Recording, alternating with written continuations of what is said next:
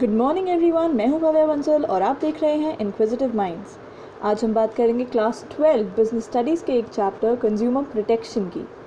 Consumer protection में एक बहुत ही इम्पॉर्टेंट क्वेश्चन है, who is a consumer. After all, who is the one who can be called a consumer and who can not be called a consumer. इसकी definition जो book में given है वो काफ़ी लीगल टर्म्स में given है और कई बच्चों को उसमें कन्फ्यूजन होती है। तो आज हम लेकर आए हैं उस डेफिनेशन को समझने के लिए एक बहुत ही आसान तरीका और एक विजुअल, जिससे आपको वो डेफिनेशन हमेशा याद रहेगी। So let's get started.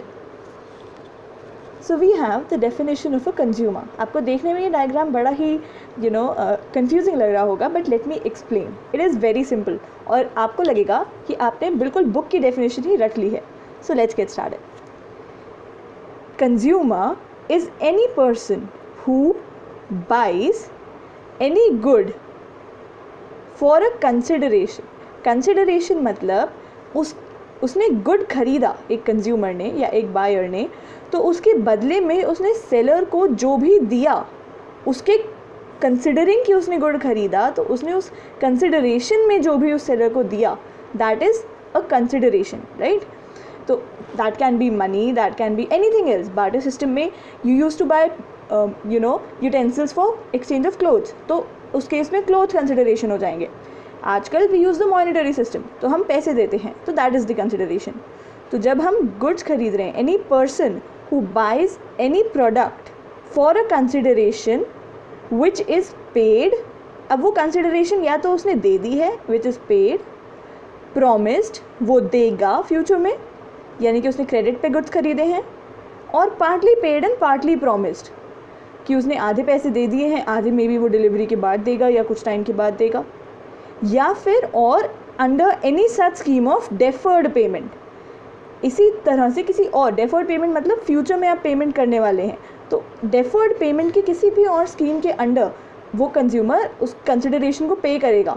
May be EMI पे, जैसे आप फ़ोन खरीदते हैं, आईफोन या कोई भी महंगी आइटम जब आप EMI पे खरीदते हैं, that is a scheme of deferred payment.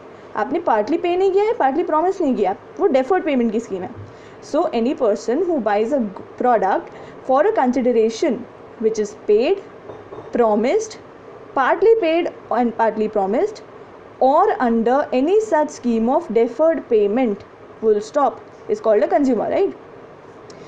Also, it also includes any user of such a product, provided that such use is made with the approval of the buyer. इसका क्या मतलब है? मान लीजिए आपकी मदर का बर्थडे था, तो आपने टाइटन के स्टोर से एक वॉच खरीदी अपनी मॉम को गिफ्ट करने के लिए, राइट। तो उस केस में सेलर कौन हुआ? टाइटन। गुड क्या हुआ? वो वॉच। बायर कौन हुए? आप। यूज़र कौन हुआ? आपकी मदर।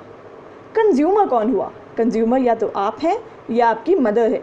मदर क्यों है? उन्होंने तो पे नहीं किया, वो इसलिए हैं क्योंकि वो यूज़र हैं और वो यूज़ जो वो कर रही हैं घड़ी का, वो आपके अप्रूवल के साथ हुआ है।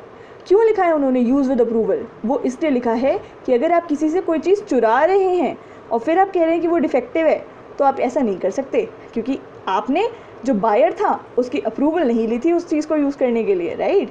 सो एक बार फिर से रिवाइज कर लेते हैं कंज्यूमर की definition.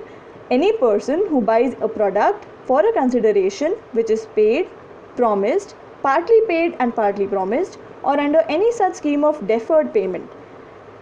It also includes persons or users of such products, provided that such use is made with the approval of the buyer, right?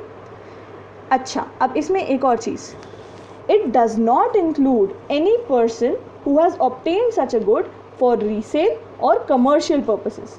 अगर किसी इंसान ने, कोई डीलर है, उसने कोई गुड्स खरीदे हैं मैन्युफैक्चरर से for resale, then he is not a consumer, he is not a consumer, right? ये हमने बात की गुड्स की। इसी का पार्ट B कहता है सर्विसेज को लेके। So let's see, any person who hires, इस बार हम क्या कह रहे हैं? हायर्स। इस बार हम ये नहीं कह रहे कि बाइज, क्योंकि सर्विस आप बाई नहीं करते, सर्विस आप हायर या अवेल करते हैं।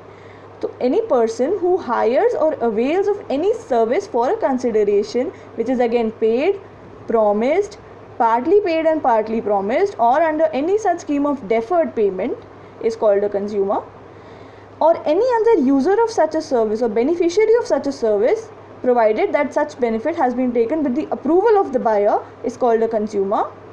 समझ में आ गया? जैसे उसमें था वैसे ही इस केस में आपने मूवी टिकट्स खरीदी मान लीजिए, या किसी फेयर की अपने टिकट्स खरीदी लेकिन आपने किसी और को दे दी, तो उस केस में वो बेनिफिट ले रहा है उस सर्विस का, तो वो भी एक कंज्यूमर है।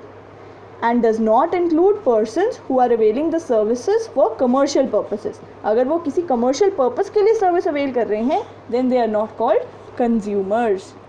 सो आई होप कि अब आपको कंज्यूमर की डेफिनेशन इससे बिल्कुल क्लियर हो गई होगी and it will be helpful while remembering the definition. In fact आपको मेरे ख्याल से लर्न ही हो गई होगी अब डेफिनेशन।